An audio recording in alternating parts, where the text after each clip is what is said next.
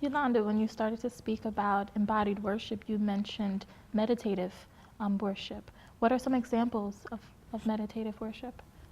Meditative worship, I think, is a very important part of worship because oftentimes we're running so much in various directions that we don't take time to settle ourselves or to center ourselves so that we can be open to the presence of God.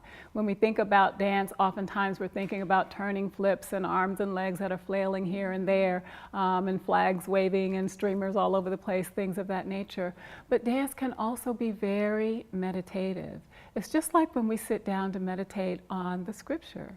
We take our time, we stop, we reflect, we think, and we allow ourselves maybe to even envision what the scripture is saying. And dance can help us to do that as well.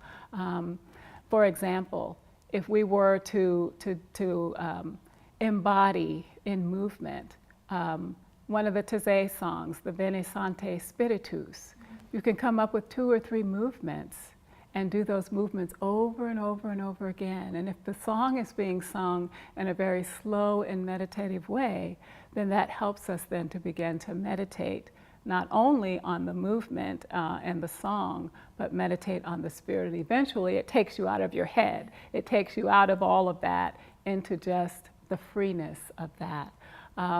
Embodied worship in a meditative way could simply mean sitting and holding a shape, a hand prayer.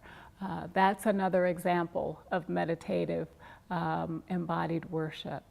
Embodied worship can also be expressed, I think, as we walk through the park, as we walk through the garden. Again, one step at a time, thinking, reflecting. It's almost like when you're thinking about meditation, walking meditation, it's very similar to that.